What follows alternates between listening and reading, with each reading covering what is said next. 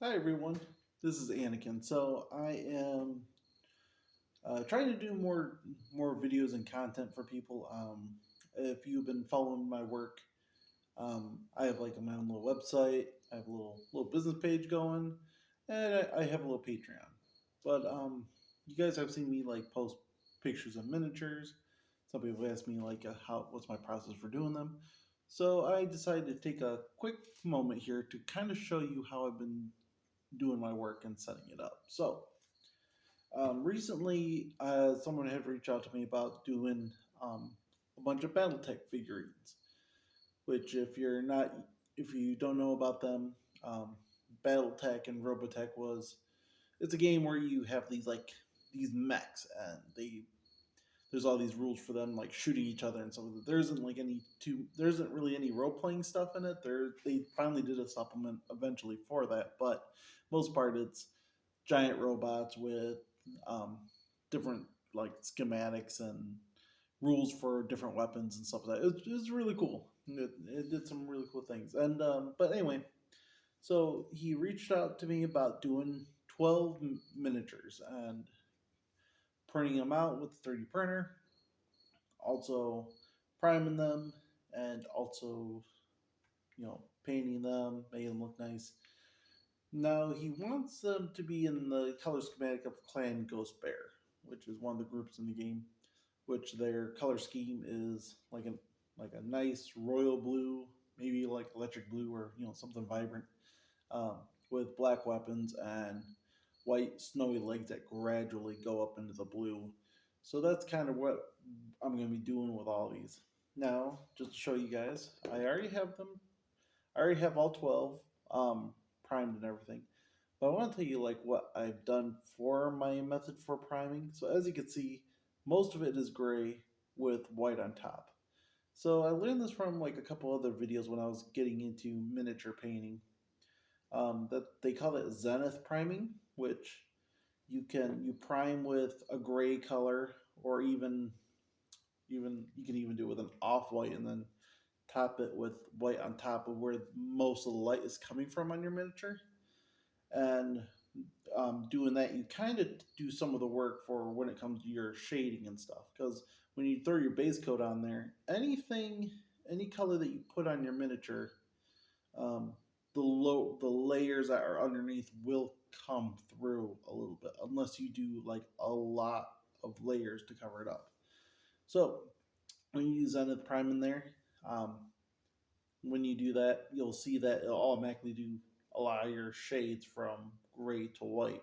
So when you throw your base coat on, there's already this shading that's going on for your base coats. And then when you get to the point of um, doing like your actual like your shading stuff with like liquids and stuff like that, a lot of that stuff will just set in and it'll look nicer and it cuts some of the work down, which is pretty nice. And some of it looks a little bit more natural than other things, which I really like it for. I've seen some other miniatures where they do a mix of all sorts of colors, and sure, it makes something like really cool and colorful, but it doesn't. Not every piece of fabric we wear looks like that, Or I'm like, yeah, I'm wearing a gray T-shirt and black shorts, but like if I print out myself a mini and did that, you'd see like 20 different colors going on, and I mean it looks really cool, I guess, to the eyes, but some of it gets too damn crazy for me. Um, but so that's what I did there is print them, prime them, and when I set my guys up to like paint, a lot of people will use these little handle things from like Citadel, which is a big major company. I find it's okay. Um, I I've been doing kind of more makeshift whatever, but it works for me, I guess. So, like as you can see, I actually took the top of my brush soap and I can stack on like two of these minis. And I have like a giant D20 that I use a little like sticky putty that you would use for like your poster or something. And that's what I'll stick on there. Like see this guy here. There you go. I was all set, ready to go. The giant D20 seems to work pretty well. This is actually one of my favorite ones to work with. And then anything that you can actually like grip comfortably in your hand. Like I'm going to throw a couple on these guys because even though there's 12 minis, it's not too bad because they're all having the similar color scheme. So I can actually use the same 3 or 4 base paints to do all my base colors and then work off that. So it works nice. Whereas some of my Patreon stuff have gotten a little more than that. Um, sorry, I'm saying a lot. I'll get better at this. So, but my Patreon stuff, if you follow me on the $10 thing, $10 tier, you'll get a painted mini from me every month. Um, I have kind of slacked on that sort of, which my followers know about that. I have stuff printed. I have them primed. I just got to do the final paints, but it's going to be like 2 or 3 months worth of minis all at one shot, so it works out. And then it also gives me time to do any custom minis if they want. So that's how it goes. If you don't ask for a certain mini for that month, I'll just print off whatever, and you still get something cool. That's how that goes.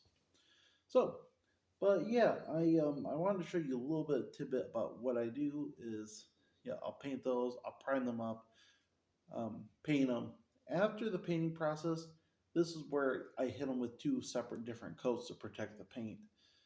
The first one is a gloss coat, and the reason why is the glossy effect. Like gloss coating actually has a thicker, leaves a thicker lining than a matte coat. So you can gloss coat it; it'll be a little shiny.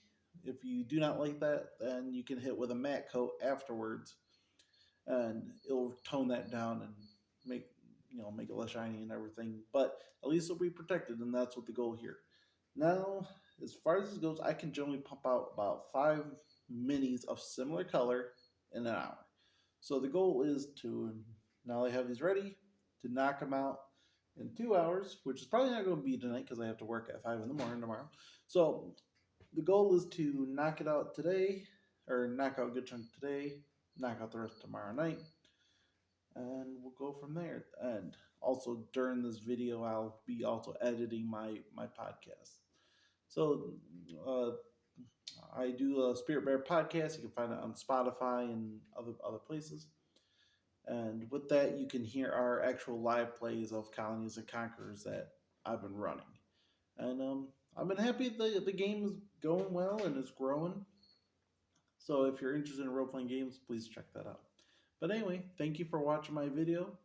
And if you have any questions about miniature painting or like my work or anything like that, please let me know in the comments or message me. And you can find me by Googling Spirit Bear Studio, and you'll find my website like right away, or in my Facebook page even. All right. Well, anyway, thank you for watching my little video, and I hope you have a good night.